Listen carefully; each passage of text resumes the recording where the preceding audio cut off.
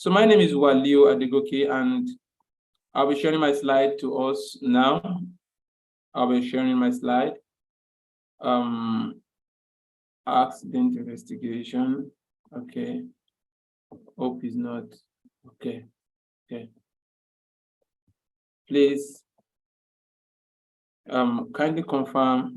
Just write yes in the comment section if you can see my screen. Just write yes. Just drop yes in the comment section if you can see my screen.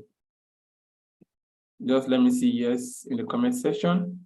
Thank you. So this free training for today is an excerpt from our 3-day technical training course, where we trained professionals on accident investigation and risk management. We trained them on HSE data analysis and Excel dashboard presentation for safety data sheet. And we also trained them on job hazard analysis. So this part of this training is coming from that area. So you just pick some of them so that we can train us for free for those who might not be able to either attend the training or to buy the recorded versions and the materials, which we do assessment before we issue certificates. So my name is Waliola, and I'm the safety consultant, safety trainer, facilitator, and the director for Cordal Safety Consult, where we deliver various health and safety trainings. We deliver virtual trainings and physical trainings. We have delivered trainings outside Nigeria virtually to some of our clients, like in Ghana, for example. We have various professionals that have joined from all over the world to join our training sections, and it has always been a bundle of positive feedback. We also deliver management trainings to organizations. Part of our management training is psychological safety. We deliver technical safety training courses like the ones we want to have today. We also help organizations to develop safety programs that can help to improve on their systems. We help in risk assessment. We help in developing a robust safety management system for projects and for manufacturing and production in order to ensure that there's safety in the organizations. We also help in HSE power supply, PPE sales and supplies, and equipment lease, and home safety guidance and inspections. We have those that are in the real estate sector. We have those who are concerned about the safety of their home also. You can reach out to us for us to deliver not just training, but to help them to deliver home safety inspections and give them guidance to help them improve their home safety systems. So this particular training is for everyone who works in the health and safety environment and everyone who also works in the production, project, construction facilities, for managers, for supervisors, for technical person, directors. It's essential for field technicians, for engineers, for managers, and for everyone in the organization who value safety of the employees and safety of the workplace at large. So it's an all-round training section. Like I said, it is just one of the 3 days training courses that you used to have. So this is what the whole full training entails. But today, it's a 3 days course. So from one of those 3 days, we talk about accident investigation and risk management. So part of the topic for accident investigation and risk management is talking about investigative tools, risk management tools and techniques. And from those ones also, we are just picking just 3. So it tells you that there's a lot when it comes to the 3 days course. We also have various other course content based on that 3 days, like one I said earlier, safety data analysis and Excel data representation, and it comes at a very low price. But today, let us focus on what we have for us. So this is the old course content. And in fact, there are so many areas that we did not even talk about that we never mention in this course content for the 3 days technical safety training courses. Like we didn't talk about the SynTEV approach to researching and risk and accident investigation. We didn't talk about that here. We didn't mention that here. And it's part of what we talk about in our overall safety courses when we deliver this 3 days course. Those that are attended, I think some of them are here. They can tell you the value they got from this training. Please, like I said, our co-admins should please help us to admit those who are coming in. So it covers so many areas, so many topics. You can look at it in the course outline for your own digestion. Let's continue, please. If you want to know more about us, you can visit our website, www.cordalgroup.com. So today we'll be talking about those tools. We'll be mentioning those tools. Like we said, we want to spend 1 hour today due to some other schedules that we have. So we're talking about accident investigation and risk management techniques. There are so many tools and techniques that we use to carry out risk management and accident investigation. They are somewhat similar, but the difference is that while one is proactive in nature, the other is reactive in nature. When you use a particular tool, for example, for risk management technique, as a risk management technique, you are being proactive.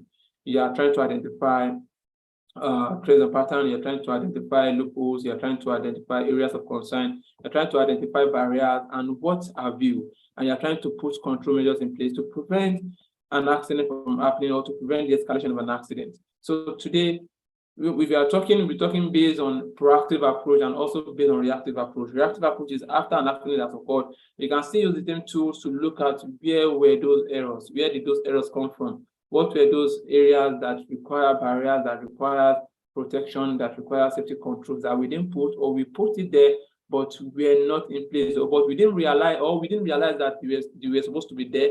And later after the accident, we realized it. So those tools will help you, will serve as a guardian. Instead of just roaming about, to look out for what happened, these tools will just guide you. They are like, I don't want to call them a checklist, they're like a guardian, like to guide you on where to look out for. You don't need to stress your brain, just follow the tools, follow how it's being used, follow the technique, and you see yourself realizing either what you've done wrong or what you should do, depending on what you are doing. If you are doing it proactively or you are doing it reactively. Like I said, let me mention again, when it comes to accident investigation, you are doing it reactively, applying the tool reactively. When it comes to risk management, you are applying the same tool proactively. So the approach will just be different based on those areas. All the same, they are wonderful tools. We have a lot of them, and we are just going to talk about a few of them today. Like I said, talking about relationship between fault tree, event tree, and bow tie. That is what we have for us today. But before we even go deep into that, we need to just give ourselves some background knowledge of what we want to talk about. We want to talk about accident investigation. At least you'll be able to understand what in this incident means, near miss, direct cause, root cause, contributory cause. Even though that is not here, most of us, we know this already, but just for the sake of formalities to guide us through this training for today, then we should have some key definitions. So we're talking about incident, we're talking about unplanned, undesired event that may or may not cause adverse effect or injury to people or property damage. Like I said, I have just 40 minutes. I will try as possible to be very concise and detailed and communicate this training effectively. I remember my very first interview that I had. I will never forget that day in my life. It was at night, I think around after 7 to 8. Guess who was the first one to interview me ever? Who can guess? One of our top professionals. Who can guess? In Nigeria, actually. One of our top professionals in Nigeria. Who can guess who was the first person to interview me? If you can, okay, no, I don't want to give us gifts because this is not the time for gifts. But if you can guess, let us see. Okay, just not waste our time. The person who interviewed me for the first time for my first interview, virtually on phone, evening time at night, when I never expected it. I wasn't prepared for it. Was Engineer Jamie Badmos. He got my contact that day and he called me, very nice man, called me that day and started interviewing me. And one of the questions he had, the last question he asked me that shook my head, and I did to the answer. What I did was that I did like I pretended like the network was bad. So I said, I didn't hear. I heard what he said, I heard the question, then I quickly told my brothers to quickly. Oh, Mr. Whiskey, it has started. Maybe you should speak to me too. Please let us mute. So I pretended like I didn't hear what he said, and I told my brothers to quickly help me to go to Google and ask the question so that Google can guide me. Then I used the Google to answer the question online. So what was the question? He asked me what was the difference between incident and accident. The difference between incident and accident, that was the question. I was answering every other question because I did my ISPON before then, so I studied.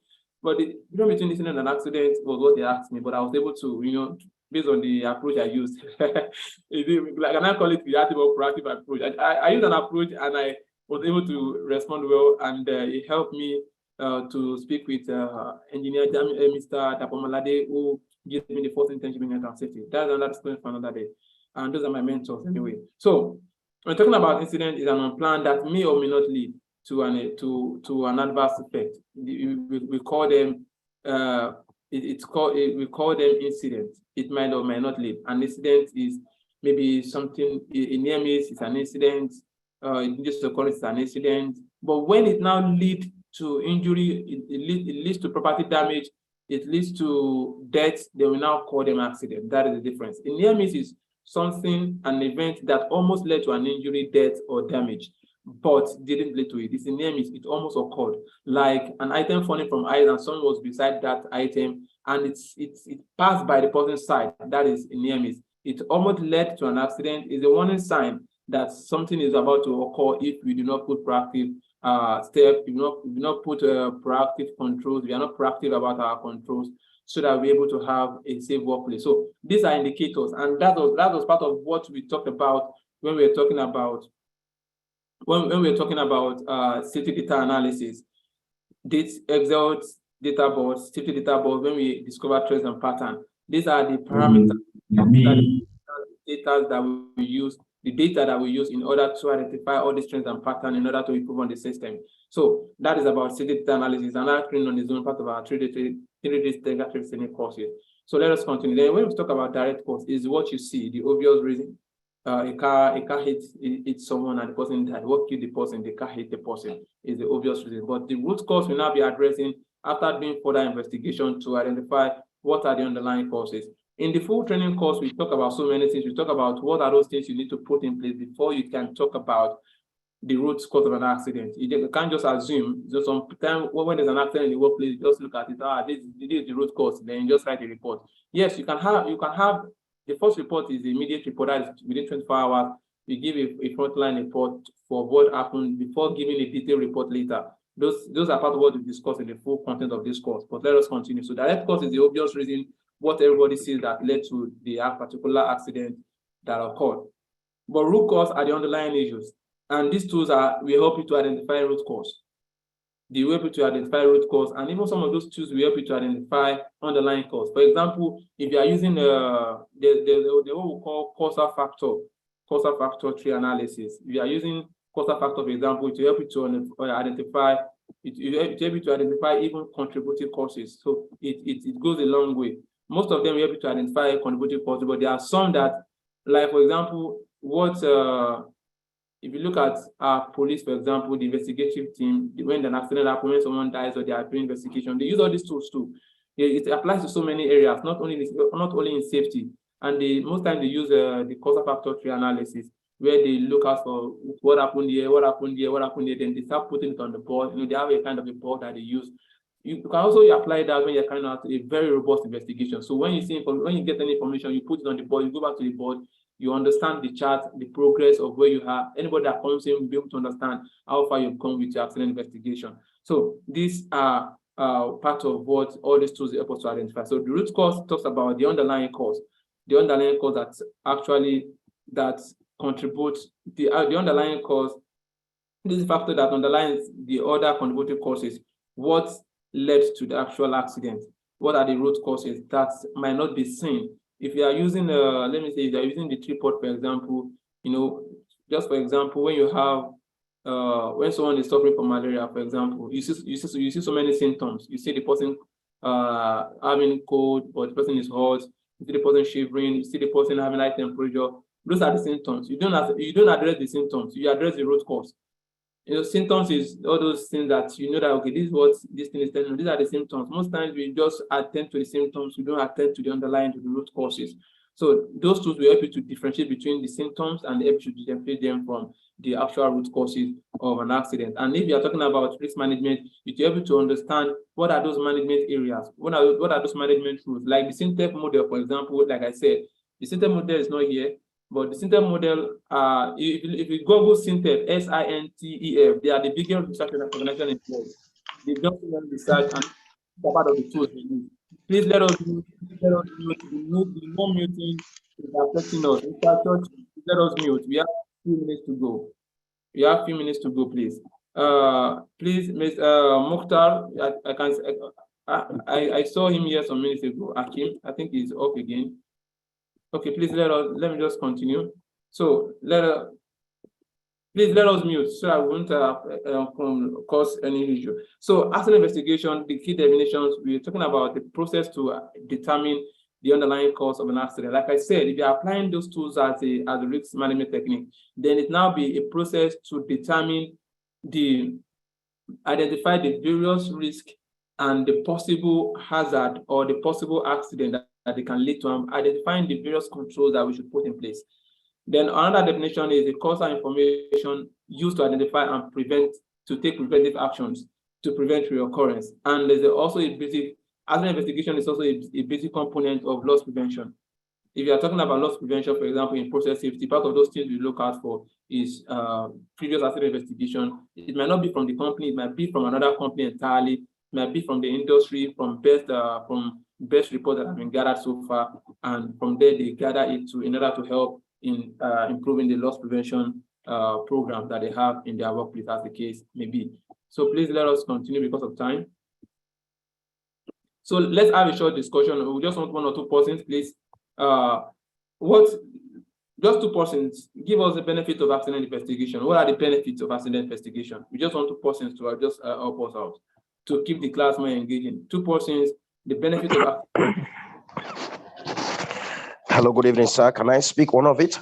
Yes, sir. Yes, sir. Please go ahead, sir. One of it is to identify the root cause of the accident and also to ensure that others did not fall into the same pit to keep the workplace safe. Thank you so much, sir. Thanks so much, sir. Mr. Clement, please, you can unmute yourself, please. Okay. Okay. Good afternoon, all. I'm Joseph Clement. So the benefit of accident investigation or group discussion is to help to prevent the occurrence of accidents and also to identify the root cause of the accidents. All right, sir. All right. All right. Thanks so much. That is beautiful. That is beautiful. So let's just continue because of time. I can see some comments. To prevent reoccurrence, reoccurrence. Okay, I can see the president of IOSHA for West Africa, Mr. Temitope Modele. Thanks for joining us, sir. We appreciate your presence. I can see Mr. Albert Rajawa and so many dignitaries right here with us. So thanks so much. We identify you and we value you so much. You are the part of people that keep us going, that keep us motivated. Please let us. Mr. Sunday Odibo. We would like to finish this class at most by 6 o'clock or 6:10. I also registered for the QHSCS Academy, and we were told that we should fill a particular form before 7 o'clock. So I want to make sure that I do that. So okay, Mr. Badibo said in order to reduce operational costs. Thank you so much. That is very correct, because you prevent your occurrence so that even if it's a near miss, okay, let us continue so that I won't give you the answer to some of our questions that we have. Because even if it's a near miss, if it's an unsafe act, if it's a near miss, dangerous occurrence, damaged property, we need to actually do accident investigation. We don't need to wait till there's a major accident before we carry out accident investigation. If there's a repetition of a particular near miss, a particular trend of an accident, or a particular trend of unsafe condition that is recurring, maybe there's a gas leak and it's continuous around our facilities, then it requires us to carry out an investigation to know the root cause. So it helps us to prevent operational costs or later on the long run, any cost that might come into play. So we are having various contributions here. Thanks so much. So let us go basically to establish the root and immediate cause of an accident, to prevent a reoccurrence, like we said, serve as future source of information. Today we have POBAL, we have IPAPA, we have Flexiboro, we have this. These are products of accident investigation, and we now use as a source of information and to learn. It helps to protect companies' interest and reputation. It helps in demonstrating commitment to safety of employees. If a particular company decides to carry out an accident investigation, it shows that yes, they love their workers and they are committed to ensuring that their workers are safe. They are concerned about their welfare, about what happened. Yes, ideally, it demonstrates a commitment to safety of employees. If, for example, like we said, we don't need to wait till there's a major accident. If there's a near miss, for example, a continuous near miss or a dangerous occurrence, nobody died, no property was lost, we need to carry out an accident investigation. So it shows that, yes, we are committed to our workers, and it gives the workers a sense of duty of care and wants them to be more productive. So it goes a long way in ensuring business sustainability. So save lives and money by investing all this by investigating all incidents in your organization. Even a minor incident or near miss can be a warning sign for a major risk. So if you're able to investigate and close out that particular action, it means that, and close out that particular near miss or unsafe practice, it means that you are trying to cover out or to prevent a major accident from happening. So let's continue. And also to help in continuous improvement of the process and to contribute to the bottom line. When you're carrying out accident investigations, it makes you to it brings out so many secrets, not only in the safety management system, even in the quality, in the environmental management system, in the security management system. It brings out so many loopholes. In the process of carrying out a good investigation, not just any investigation, using a good technique that fits into what you do, it helps you to identify, it contributes to the bottom line, to every other aspect, production and every other aspect. So it goes a long way. And even part of the full course, we talk about what are those criteria to talk about a good accident investigation. What are those things that you need to look out for to say that, yes, this accident investigation is a good accident investigation and a good report. But it's not part of what we are going to discuss here today. It's in the full course content in case you need that. So it helps us identify unsafe conditions and behaviors, help us to identify needed organizational changes, and help us to provide constructive feedback too. Because when you carry out a good investigation and good analysis of an accident or an incident, it helps you to give a constructive feedback to the management, not just in our slang we say not just our own kind of feedback, but a constructive, well-detailed feedback to the management that makes them to understand that yes, this safety department is doing a very great job. And like I said, it helps to contribute to the bottom line. So if you are doing that investigation, it should be able to address some issues of quality, it should be able to address some issues of environment, it should be able to tap into the security department we have, you should be able to tap into production, for example. It shows that yes, the investigation is really detailed. If your investigation report is only limiting to safety and does not have an indirect or direct effect on safety, on quality, for example, or on the production or any other area, or even in the cost department, you should have tentacles, it should spread across other departments, so that everybody will sit tight. They know that safety is doing a very good job. Those are the products, these are the results that comes from a good accident investigation. So it helps to reduce future incidents and prioritize the safety and well-being of everyone in the workplace. So for you to select a team, our major discussion today is about those tools and techniques, fall tree, event tree, and bow tie. But like I said, we need to have a background understanding of some of those areas. So I tried to pick some of those topics that we cover under accident investigation in our full course content, so that we will also communicate to us here. So accident investigation team techniques and guidance. What are those? How do you select teams for accident investigation? And management and employees will be included in the accident investigation because multiple perspectives are invaluable. Not only safety officers, even the technicians, even the layman, even the laborer, even the cleaner, even the manager, even the director, the engineer, everyone needs to be included in the accident investigation team based on what happened, where it happened, the department that is happening, and where or which department can be affected by the particular accident. For example, if I work in a big organization and I have a department for cost management or whatever they call it, or finance department, it's not bad to have a team member there to be good at accident investigation because it has to do with money also. It's not bad to have a lawyer to join the accident investigation. Please let us mute. It's not bad to have a lawyer, maybe have a legal department, to have a lawyer, maybe a young lawyer to join the team, to make sure people see, so that when you're talking, they also understand because they have representative also. It made them to see things from your angle to the representative. So it's not only about the safety people alone to carry out that investigation. It should involve people. It should involve everyone engaged in the organization at large. Investigation team must include or have access to technical expertise in safety. There are some areas of maybe like in the process industry, in the oil and gas industries, we have some experts there.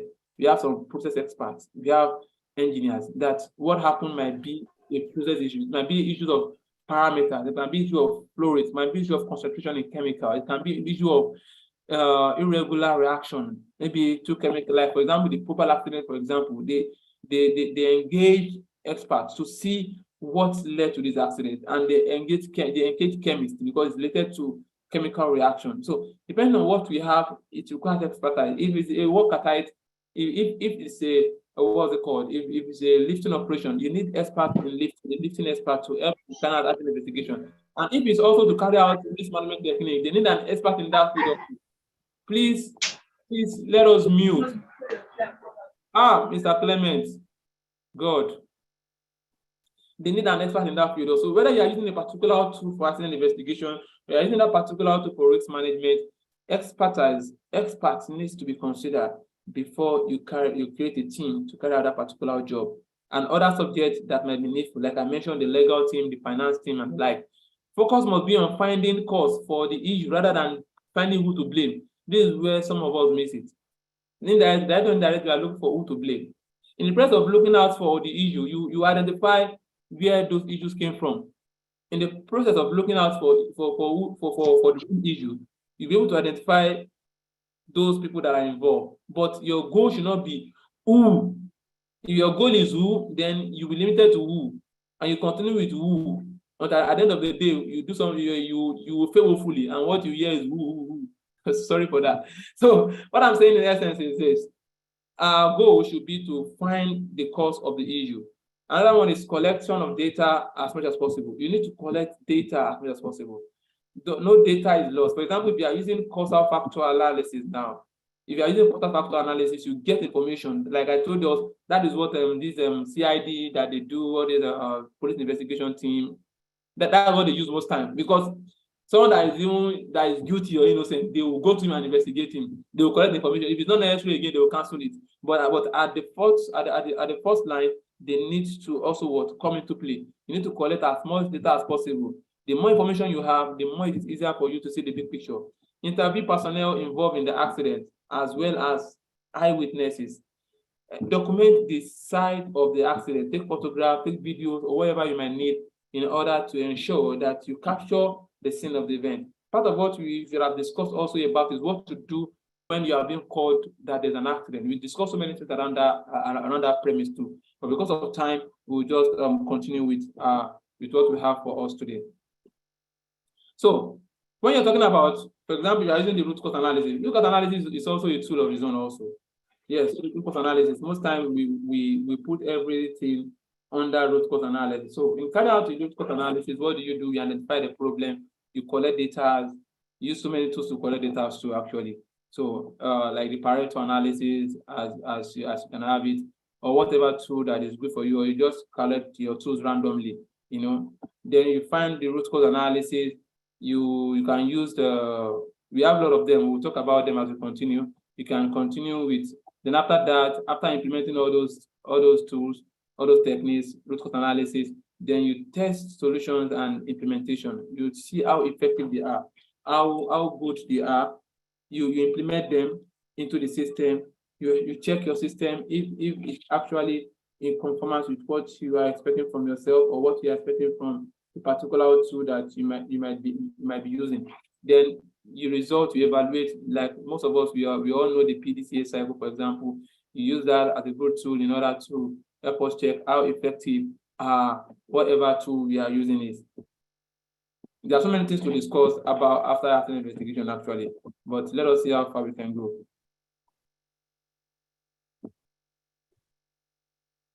So we have so many tools. In the full training course, we identify so many tools. We identify the causal and event and causal factor analysis that I've mentioned this morning. We identify change analysis as also a tool. It's also a tool that is being used. Yes, it's also a tool that is being used. We have the fishbone. Most of us, we are conversant with the fishbone. It's very common. We are conversant with the fishbone. We have the 5 whys. We are conversant with the 5 whys. Maybe some other time we might be picking this one is in a while. We used to invite people to also talk, and we also have time for ourselves to also train us directly or enlighten us or remind us directly. Like I said, most of us here, we just remind us that this are for us. We also have barrier analysis. We have the 5 why. We have the bow tie model. We have the inventory analysis. We have the IFC loss position model. We have the fault tree analysis, and we have the tripod model. In case you are finding it difficult to join, or you have people that find it difficult to join, they can watch live on YouTube. Like I said, it's already live on YouTube. Let them also watch as we go into the main discussion on today. There's also a very beautiful one too that I like. I love that tool also. I love it. I like talking about it. And that is the switches model that talks about the chills and the loopholes and the straight line and the likes. We talk about that in the full course content. We have the video recorded already for those that might need the video for the 3 days training course and every other thing that is involved in the material. So these are the tools that we talked about in the full training course. But today we are going to look at just bow tie, inventory, and the fault tree analysis. So let us continue. So talking about the fault tree, from the word fault, it's simple to say that looking out for the fault, what went wrong. And it's a method for determining the cause of an accident or top event. The top event is the major, when you're having your chart for fault tree analysis, the top event is the actual accident that happened. It can be at the top or at the down, at the base, depending on how you draw your chart or how you draw your stuff. It's like a graphical representation or a graphic model that displays the various combination of normal events, equipment failures, human errors, and environmental factors that have resulted in the accident. You can see that there are so many areas you look out for in the accident. Let's say, for example, there was an equipment failure. You know, what happened was an equipment failure. You know, you don't just limit your investigation to the equipment failure. You look out for every other aspect, like I mentioned here, using this fault tree analysis, normal events that happened, the sequence of events that happened. For example, when we are talking about change analysis, we are using that technique to look out for before the accident has occurred, during normal operation, when everything was going out, when everything was going well, what was the operation like? And when an accident has occurred, what are the differences? So in this fault analysis, we are trying to look out for normal events, the equipment failures, the human errors, the environmental factors that have resulted in an accident. The undesired event appears at the top. The event is linked to the basic failure event by logic gates and event statements. So the major drawing that comes with it that makes it very detailed is how you're able to use a graphic model which is a fault tree, like a tree-like stuff, to indicate the basic failure that occurred and how it occurred. The gate symbol can have one or more inputs depending on how it is. We'll just quickly talk about them as much as we can, like we have only a few minutes left, but only one input. You can have various outputs, but one input. We'll talk about that. For those that did engineering or background in engineering, they would understand what I'm talking about. It's just like the next slide we're talking about it. A summary of what we mean and the common symbol that we use in fault tree analysis is on the next slide. Let's say, for example, this is a particular symbol. These are the example of symbol. I can see that we have Engineer Tukur Lawal. Thank you, sir, for joining us. We appreciate you. Thank you very much. It's my pleasure. Yeah, thank you so much. We appreciate you, sir. We've also seen Mr. Modele. I think he has left. I think the network there is causing some. He tried to join a couple of times again. Thank you all for joining. We appreciate you all. So we have the logic gate, for example. When you have if you look at the top, let me try and use these tools so that we'll be able to get it better. Okay, now if you look at this, for example, it has a meaning. That is the event that occurs. So this also has a meaning, and these ones too, they have meanings. So when you have, for example, we want to look at the OR gate, the difference is, let me clear, let me undo. So now, if you look at the OR gate is telling you that, you have three events here. You have event 1, event 2, event 3. The OR means that when an accident has occurred, either of these will have led to the accident. That's if you're interpreting what the person has said, someone using this drawing. Either event 1, event 2, or event 3. Let me give you an example. We'll look at a particular example here. For a fire to occur, for example, we say we need oxygen, we need fuel, and we need source of ignition. Now, this fault analysis, this logic will tell you, if you look at this, this one is curve. You can see the curve.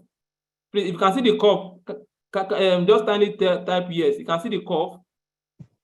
You can just type yes. If you can see the curve. If you look at the hand, I say that the hand is not curved. The hand is straight. It's not curved. It has a meaning. You can see that the hand is straight. So now, okay, I can get the feedback. Thank you. That feedback is very fast and necessary, so that I'll be able to continue fast. So what this means is that for the OR means that either E1, E2, E3 is necessary for there to be fire, or for there to be fire, for example. But if we look at our tetrahedron for fire, what is applicable is and. You need to have the 3. You need to have E1 and E2 and E3. They will occur simultaneously. Sometimes an accident do not just occur by their own. It takes series of events to have led to that accident. Event 1, event 2, event 3. Some will work together. For example, if you are working in an environment where there's no fuel, where there's no source of fuel in any way, electrical or whatever it is, and there's a fire, then you know definitely that you are not going to apply the AND gate, because for there to be fire, you need those three combinations. But where you will now apply is the OR, meaning that either 1 or 2 or 3, any of the three can lead to a particular event, depending on the accident. For example, if there should be we are carrying out a risk management techniques now. We are carrying out a risk management a risk management stuff. For example, for a lifting operation, for someone to get for someone to die, for example, when there's a lifting operation, maybe one of those ways is for the item being lifted, the material being lifted to fall on the person's head. Now, if you're applying this, it means that you're going to apply AND, meaning that the shackle will have been weak, the belt will have been bad, the lifting procedure, the arches that they use for lifting procedure, maybe belt lifting or straight line or whatever, will have been bad, and some will be under that material at that point in time for the item to fall on the person's head and the person to die. So it's a combination of both, of everything, sorry. So that is what AND means. But all means that we don't need to have the three events. Anything might lead to that particular event to happen. For example, if I was talking about lifting operation, if a particular crane wants to tilt and fall, so many things can make it to lift, to tilt, using the wrong crane, the wrong lifting capacity, the uneven floor, and so many. So also what this one is telling us is that when you have a particular graphic model, you can create a particular graphic model while carrying out your accident investigation to understand how this event comes together to lead to an accident. So your input event can, like we said, our input can be numerous. You can see this input, this input, this input, but our output will be one. The output will be one, and that is the event that occurred. So we'll have an example here that we can use as time goes on. Please let us continue. So now, still talking about the fault tree analysis. These are still some of the symbols. In the full course content, we explain all these symbols for us. These are, if you see a circle, let me go back a bit. If you see a circle at the bottom here, let me try and use what I used the other time. If you see a circle at the bottom of it here, it means that the basic event represents a basic equipment failure that requires no further developing of failure cause. When you're having them like this, these ones, this E1, E2, E3, it means that you can still investigate further. You can still look out for what happened, what led. It's a series of events. It didn't just occur. That lifting operation that led to an accident didn't just occur. There are some series of events that you need to identify. That, what's it called? Scaffold that crashed down, that led to an accident, or the person that fell from the scaffold, that did not just occur. There are series of events that have occurred that we are unable to identify, or a fire that occurred, or a process facility, a gas that got leaked, or whatever accident that has happened. That accident did not just occur, or a blip that occurred. No, a blip is a boiling liquid evaporation vapor explosion that happened with tanks and vessels in the oil and gas industry or in the process facilities. Whatever accident it may be, it didn't just occur. There are a series of events that led to that accident. So these tools will help you to identify them. Maybe they'll come together to work together to put together to lead to an accident, or each of them occur separately and led to the accident. So these tools will help you to identify them as the case may be. Let us continue, please.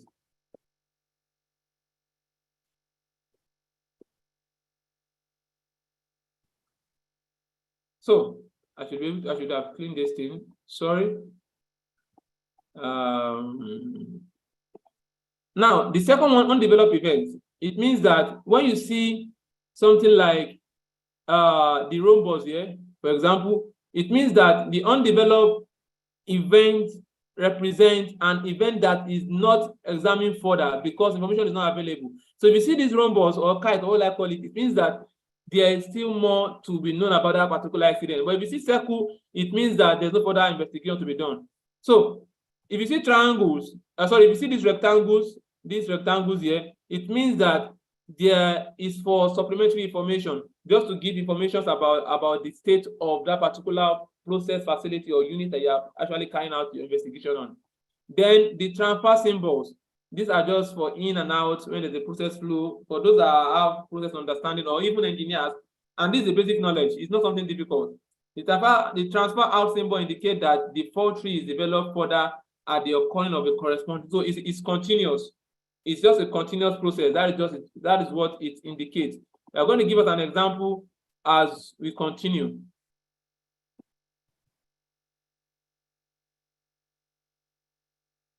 Now, this is an example of fault tree analysis. You can see that fault tree analysis is addressing before there's a release or before there's an accident. That's what fault tree is addressing. Before what led to the accident, what led to the event. We call it event sometimes. What led to the event is the accident. What led to the event? I will tell you how it's different from event tree. Now, what led to the event is what fault tree is addressing. The barriers that were put in place or that were not put in place. These are what we just discussed in the full course content, but let us continue anyway.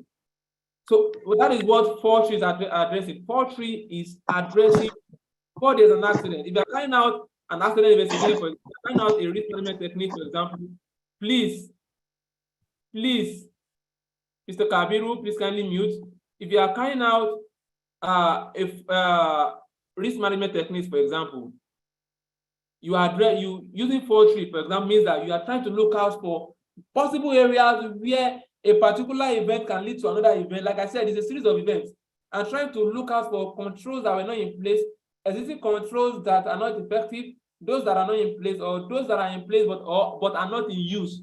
There are some controls that are in place, but they were not in use, or they might not be in use. For example, if you remember the Piper accident, there's a place where they talk about, where they mention a particular pump that is available for extinguishing fire, like a fire hydrant system, and the pipe or the hose is connected to the sea.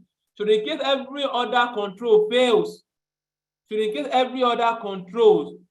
from beginning till the end, definitely that pump will be used. That is the plan. That is why it is there. But at the end of the day, after time passes, because they don't use it for maybe for 5 years or 2 years, they don't be using it, they stop maintaining it. So when it was now needed, it was not in use. So sometimes some controls will be available, but might not be in use. What are the reasons why this thing might not be in use? That is, if you applying it as a risk management technique, then this fault will be able to identify it. But for for accident investigation, it means that after the event has occurred, they're trying to look out for what are those barriers that were available but were not in use, or those that are not available but should have been available. So that gives us a difference between using the same tool as a risk management technique and using the same tool as an accident investigation technique. One is proactive and one is reactive. You can put in the comment section which one is proactive and which one is reactive while I continue on this wonderful section. So let's look at this example. Please let us put in the comment section accident investigation technique and risk management technique. Using the particular tool, which one will appear reactive and which one will appear proactive. Let us put that in the comment section, in the chat box. So let us look at this particular accident. Thermal explosion of DMT. Thermal explosion of DMT. That is particular. The DMPAT is just like maybe a particular unit or a particular process facility or a particular vessel. Just a thermal explosion. Thermal means heat. As a result of heat, maybe heat was generated, maybe an exothermic reaction was generated, maybe based on the cause of chemical reaction, and it led to excess heat that led to an explosion. So thermal explosion of DMPAT is the particular event that happened. Now, if you look at this particular one, this one that I circled, is this AND or OR gate? Is this AND or OR? And okay, this is AND. Okay, Mrs. Shituru, thank you for the feedback. Risk management is proactive while other investigation is reactive. Thank you. And okay. Yes, now let's go back. Let's go back.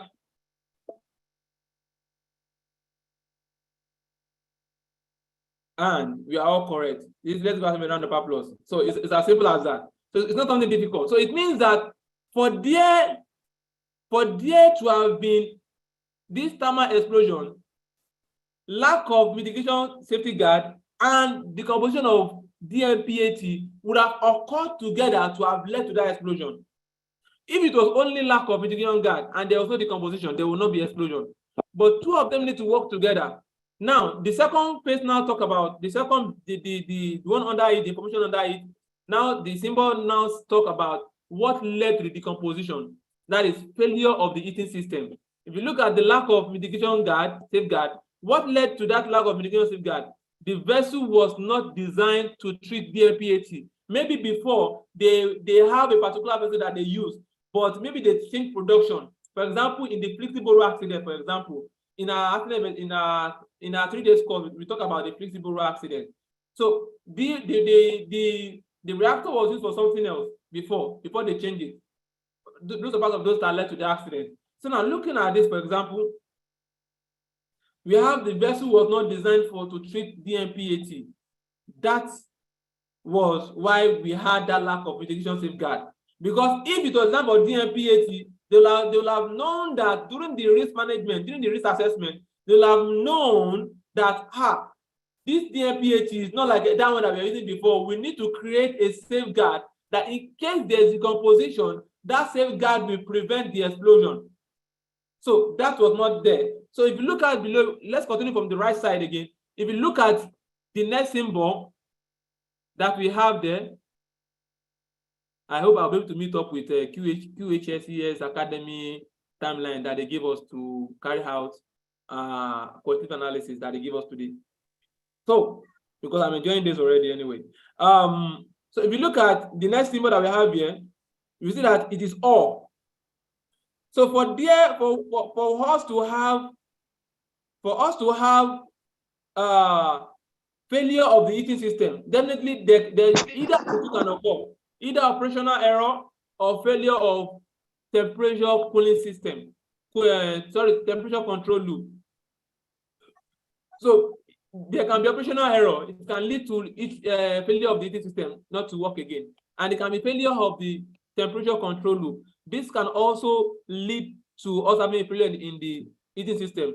Maybe there's a control system that regulates the temperature, but it failed, or during operational error, it led to it. So either of these can lead. So someone that is carrying out an accident investigation and is giving information and is collecting data should be able, using this fault tree, you'll be able to identify areas that could have led to the accident. Maybe those that could work together as a team to lead to an accident, or those that can occur irrespective of the other. So if you now look at the failure of temperature control loop, we see lack of measuring instruments or measuring instrumentation. That was not there in order to help the control loop to work effectively. So you can see that it is now circled. And I told you that circle means that what? Not to waste our time. That circle means that there's no further information that we need concerning this. Assuming it is in robots, it means that there is further information, but we don't know yet. So from there, someone who comes in and maybe to take over, we know where you stop from, and we continue to investigate downward to identify the root causes. Remember that our goal is to identify the root causes, and in some cases, also to identify the contributing causes. Contributing causes will only contribute to the accident, but are not the major cause of the accident. Maybe we'll talk about that some other time. Or if you're interested in the whole 3 days course, we explain all those ones too. So operational error talks about either of these two. The operator, maybe lack of training, or even the company doesn't have an operating procedure. So everybody just working anyhow. I can also see that it's in circle form, meaning that there's no further information that is required. So let's look at the left side. The vessel that was not designed for DMPAT. You can see and. It means that these three things will have occurred for them to have missed it, that they needed to design this vessel for DMPAT. If they have carried out a PHA, that is process hazard analysis. In operational health and safety, we have job hazard analysis. If they have carried out a PHA, they will have realized that based on our new hazard, there's a new hazard that is inherent in this system, and will require us to carry out that mitigation that is required. Second one is lack of MOC. What is MOC? Management of change. Because there was poor change management. Remember that we said we also have another tool that we call change analysis. So there was poor management of change. So that poor management of change or lack of management of change led to them not realizing that this particular vessel is not designed for this chemical. And last one is what? PSSR. That is lack of pre-startup safety review. If they have carried out a pre-startup safety review when they change the vessel or when they use the new vessel, if they have carried out a pre-startup safety review, they would have realized that there is something happening. So that symbol means and means that these three are occurred together for us to have had that accident. Meaning that if one of them was identified, definitely it will have addressed the accident, prevented the accident from happening. I hope we are following. If you are following, please kindly type yes in the comment section. Kindly type yes in the comment section. Let me know I'm flowing well with you. Kindly type yes in the comment section. Thank you. Okay, we have information from our engineer, our emir of safety. Okay, yes, it's covering everywhere. Thanks so much. Engineer Tukulawa is our emir of safety. Dear all, I'm on transit and will soon be airborne, and therefore have to switch off. Thank you. See you another time. Thank you, sir. We love that your feedback. We love that your message. We appreciate you, sir. Yes. So let us continue. So let's talk about inventory. Now, the difference between fault tree and inventory is that while fault tree is talking about before the release, before the event, before the release of before the accident, inventory is talking about after there's a release to prevent the escalation of that accident, to prevent its escalation from escalating, from becoming so huge, to mitigate it, to control it, to reduce the effects. That is what inventory is talking about. So it's analyzing the barriers, the various barriers that, sorry, please, various barriers that are in place. Those barriers that are in place but do not work, or those barriers that will be in place to prevent the escalation of the accident. That is what inventory talks about. Inventory talks about after there is a release already, after there's an event, after there's an accident, after there's a gas release, after there's a fire. What do we have? We have fire extinguishers, we have fire hydrant system. After there's a gas release, what do we have? Emergency response system. That is what inventory is addressing. An inventory is used to analyze event sequence following after an initiating event. After an initiating event, what do we have? It is used to analyze the event sequence. If you have a fire already, or if you have a gas release already, or if you have an increase in temperature already, maybe a particular vessel or a particular valve is supposed to operate at maybe 20 kilopascal or 20 pascal, for example, and it's getting to 25 kilopascal, or a particular reaction is supposed to occur at a particular flow rate, or a particular vessel or tanker is supposed to be at a particular temperature, and it's already exceeding that temperature, definitely there's a failure already, there's an event already. Now, the event sequence is influenced by either success or failure of numerous barriers or functioning system. Now, if there's an event, that event has occurred, there should have been a barrier already that will control it back. For example, when we're talking about the fault tree analysis that we talk about, where there is a particular control loop, and there should be, for example, if you look at our iron, for example, if you are using our iron, it gets a particular temperature, it reduces. It increases again, it gets a particular temperature, it reduces. It means that there's a control that regulates the temperature. So that control is like a barrier to make sure that it is between the operating condition that has been created for. So when there's a failure, or when there's an event that has happened already, then those That event sequence is supposed to be influenced by a success or failure of numerous barriers. So we should have a response immediately. For example, a common example is if there's fire, if there's fire already, if there's fire suddenly now, maybe in the press facility, there should be a smoke detector or whatever that will detect the fire and we extinguish it immediately. That tells you that yes, it is success, it is successful. So eventual analysis is talking about after there's an event, what have we put in place or what are in place to prevent the escalation of that event. And eventual analysis is primarily a proactive risk analysis method used to identify possible event sequence. We know what will happen after there's a fire. We know what will happen after there's a gas release. We know what will happen after there's a bleed, boiling liquid explosion, boiling liquid evaporation vapor explosion, something like that. I said it the other time, it's off my brain now. But it's boiling liquid something vapor explosion. It's a process failure that occurs sometimes in tankers and in vessels when they shrink suddenly due to issues of vacuum or issues of excess heat, issue of temperature, or maybe fire somewhere in the part of a particular vessel. I don't want to go into process training now. And we can also apply this even in our construction site too, in the construction industry, where you are carrying out welding operations, where you are carrying out lifting operations. So the inventory may be used to identify and illustrate event sequence and also to obtain a qualitative and quantitative representation and assessment. You assess it, you know what you need. All this talking about, we have what we call functionality, availability. It's like 6 like that. I remember when I was in my process safety in the bush, they identify those things. So these ones are called trainings on their own to know how fast a particular, like a smoke detector, how fast it will detect, how fast it will send the signal to the fire handler system, how fast the fire handler system will extinguish the fire. So it talks about those parameters, those values. Those are in process safety. We will understand that better. It's a detailed course on its own, separately. So let us continue because of time. So let's talk about illustrating the accident path as one of the possible event sequence. Let us continue. So this is an example of event tree analysis, and this is applied to transportation. I can see my leaders. I can see Mr. Julius Akong just came in now, and well, one of my daddies too just came in now. Let me see.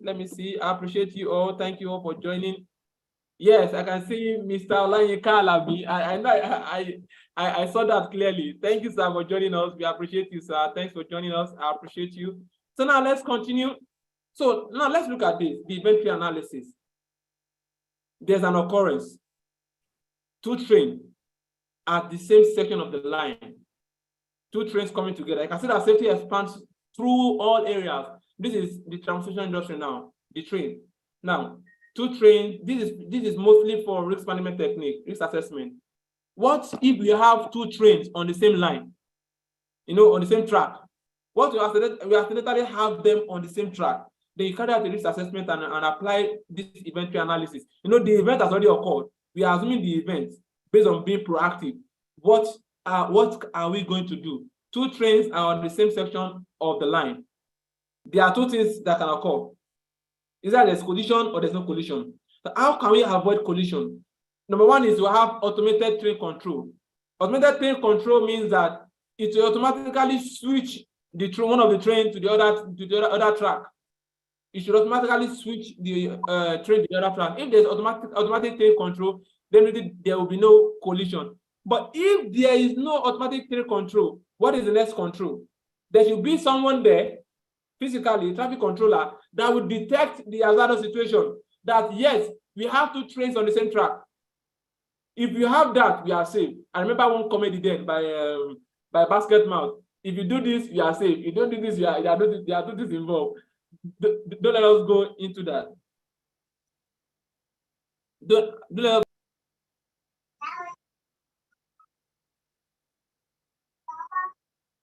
Sorry, please, let's mute because of time. Let's mute because of time, please. So now we should have one person, a traffic controller, who will identify the hazardous situation. Then if we have the person we are safe, but there's still other things to do. But if you don't have the person, definitely there will be collision. There's no other way around. Then if we have that person, what's the next thing? It should be able to alert the road traffic controller.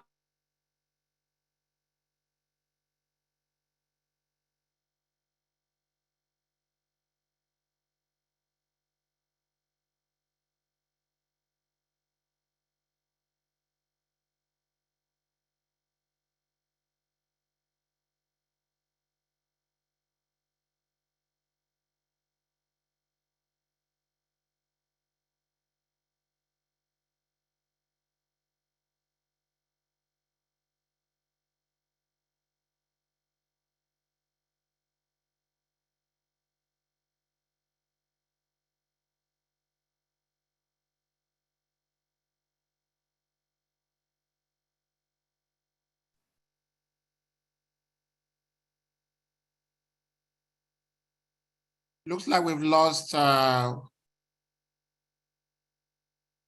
Wazilu, so let's just exercise a little patience while I expect that it should be rejoining. Okay, I think he has rejoined.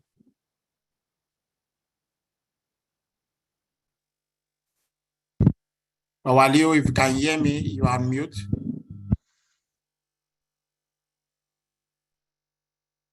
Sorry. In fact, I never knew that I was off already. I was just talking. So please, where did you get me? Where did I stop? Please, I want to know where, so that I The traffic. Move back a bit. Please, can you help me with that? Yes. Okay. So I was saying that the traffic controller will be there to identify the hazardous situation, to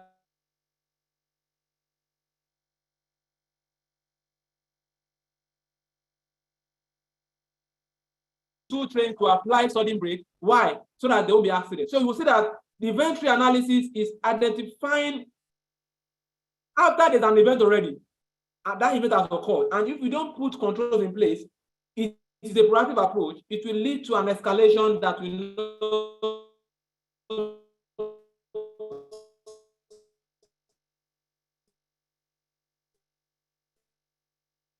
Waliu, if you can hear us, that will lead to a serious. We lost you for some seconds. Okay, can you hear me now, sir? Yes, sir. You're loud and clear now. Okay, sir. Sorry, sir. I was saying that the inventory analysis is identifying after there is a release already. After that event, if you don't put controls in place immediately, it will lead to serious consequence. And that is what the inventory is talking about. But the fault tree is talking about before there's an event. What are those controls that we should have put in place, or that we need to put in place to prevent an event from occurring? But when there's an event already, when there's an accident already, to prevent the escalation of that event from leading to bad consequences, from leading to greater consequences, they now have, and that is what differentiates the two. I hope you can all see my screen. Please, can you see my screen, please? Yes. Yes, we can see you. All right. Let me move to where, sorry. Let me move fast because of time. So the last one, so we've talked about fault tree and inventory. So the bow tie is not that difficult. Bow tie is a combination of fault tree and inventory. You are looking at both simultaneously. You are looking at layers of protection and line of defense. We call them LOP, layers of protection and line of defense. I think that's what it's called. We'll see it when we continue. So in the means to create barriers, you are creating line of defense. Those line of defense are those barriers or layers of protection to prevent the escalation of that accident. So between an initiating event or triggering event, to either prevent it from resulting in a release or harm, or mitigating the consequences should, in case it occurs, for you to mitigate the consequence. When drawn together, it looks like a bow tie. due to its shape. So that's why it's called bow tie. Each of the barrier can be labeled with a reference number to make record keeping easier and the like. So bow tie is just a combination of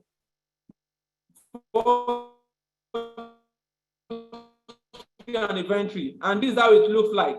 In order to prevent the release, of whatever can lead to the accident, maybe fire or gas explosion or lifting operation, or no matter what it is, the 4 trees addressing it before there's a release. But once there's a release, then this means that the 4 tree has failed. Then the inventory to take over.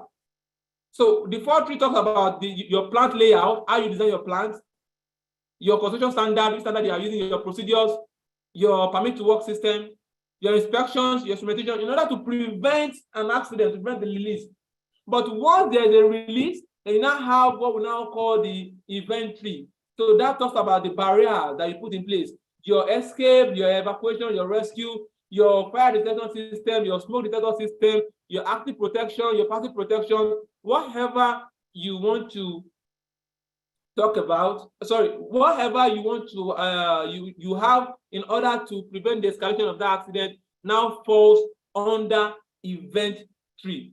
So the combination of both now gives us the bow tie. When you use both together, it now gives us the bow tie.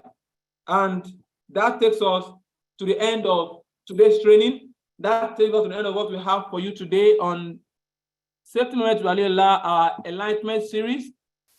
In case, like I said, we have a 3-day technical safety training course, recorded versions. We have it recorded, and we have given much discount for it. The full training course is about accident investigation and risk management, detailed job pattern analysis course, and safety dashboard analysis and safety data analysis and damage prevention training.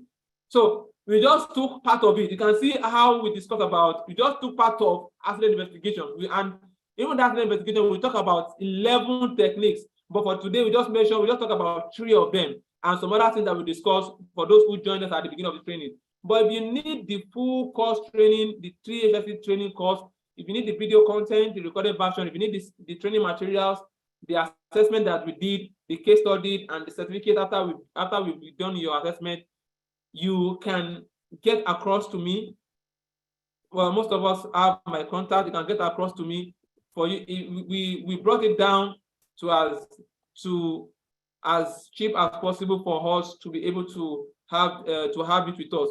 So in case you might need this, you can just reach out to me on this number. But all in all, the most important thing is what we've done today. The most important thing is what we've done today, and I hope we've been able to add to your bank of knowledge. You've been able to add value to what you have before. Like I said, most of us is just like a revision. For most of us, it's very important that we attend, that we are all here. Thank you all for taking your time to join. Thank you all for being part of this. Thank you all for being part of us. We appreciate you and we value you a lot. So if you have any questions, please, we'll just take a couple of questions. I think we have more questions already. Please let us know. If you have questions, please let us ask already. Okay, Mr. Udonse. Okay, we have only one. Okay, we have 2. Please let us limit it to these 2 so that we can address some other things. So, Mr. Udo, please kindly mute. We have someone said, please, you didn't talk about the Chicago fish analysis. What we sent to us when we are doing this, when we are publicizing this event, is to talk about the relationship between both inventory and 4 tree and bow tie. We didn't say we are going to talk about the Chicago fish model. But if you want to know more about the Chicago fish model, you can. I think Mr. Sunday Odibo attended our safety training, our paid safety training. So, but if you did not, you can reach out to me on that. Why is inventory analysis proactive if it addresses event after it has occurred? Why? The reason is this: you are not using it, you are not doing it after the event has occurred. You are putting it in place. You are putting it in place should, in case an event occurred, it prevents the escalation. you are putting it in place. 4.3 is actually the one that is proactive. 4.3 is actually the one that is proactive in nature.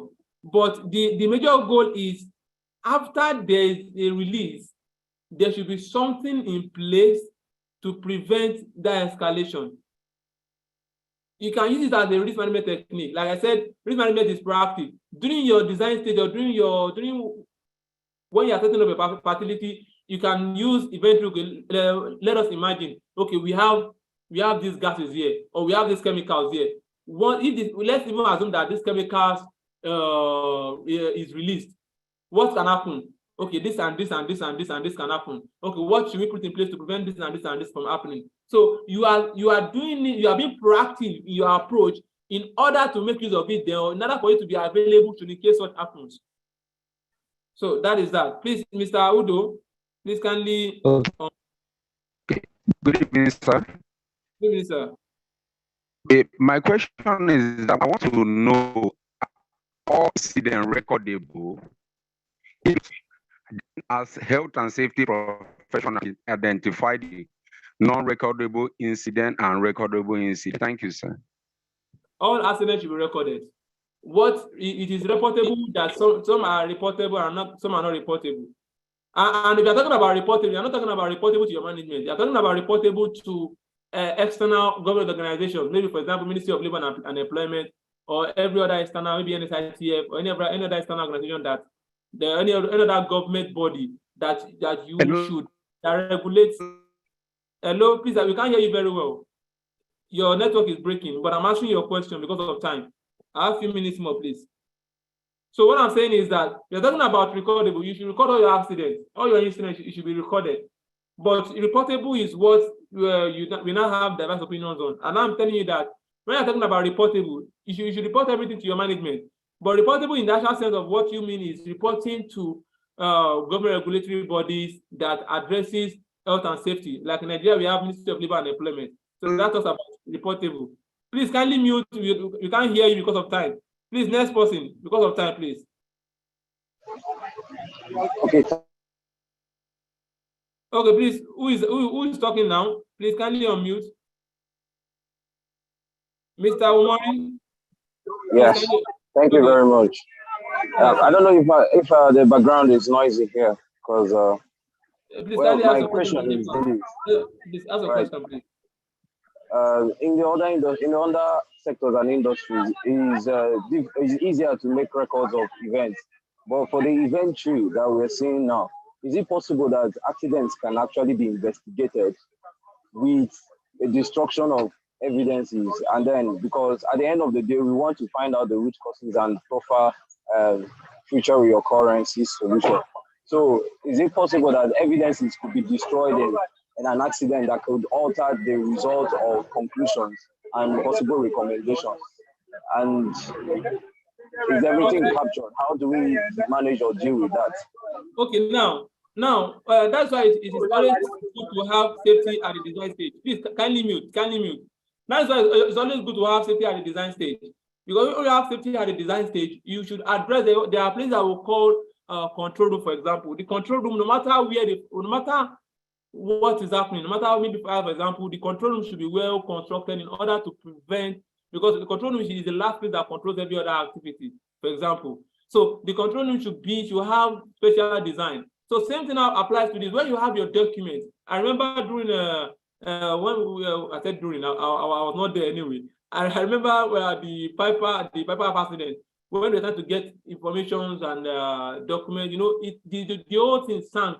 But because of how they kept those documents, the box they kept it and the lights, they were able to still extract some documents. So it's possible that some document got missing or got destroyed in the event of a fire. But in the design stage, where we keep our documents should also have a special design, so that in case anything happens, you have something to fall back on and to know what actually led to the accident. Please, the last person, please. I hope that answers your question. So I think we have another person, but in case we have nobody, again, we appreciate everyone for your presence. While I think engineer ACT Court wanted to have something the other time. I saw your hands up, sir. My leader. Yeah, so very beautiful work you've done.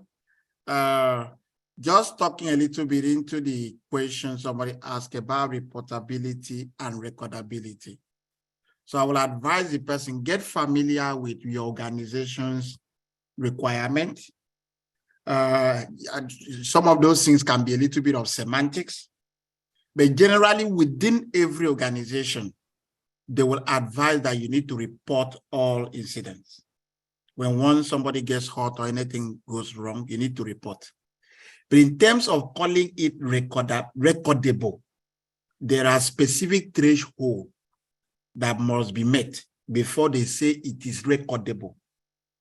And which typically will even be what will have to be maybe reported higher, in this case, to the agencies like former DPR and the rest.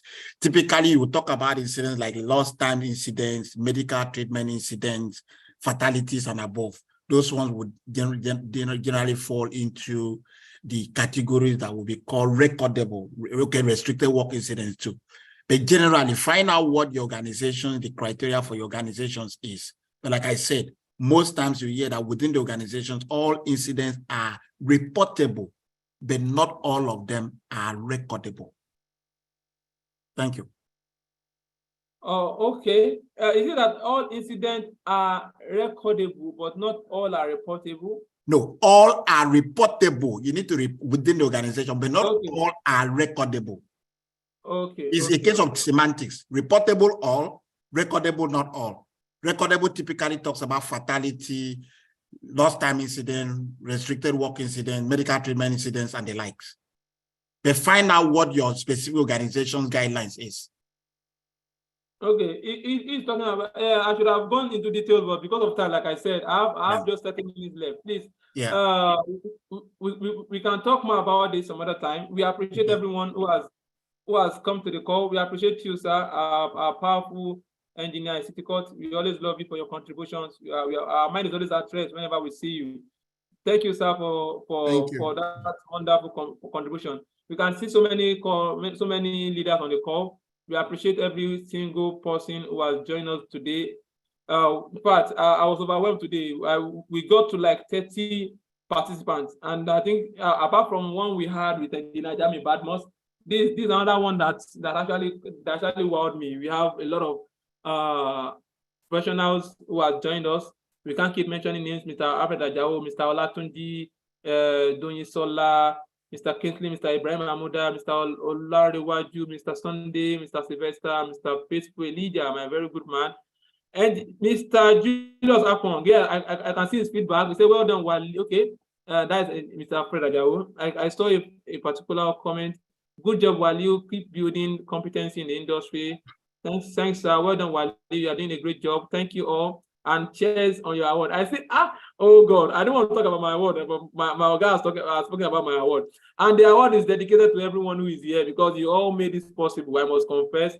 Without your consistency joining us, your joining us motivates us to do more.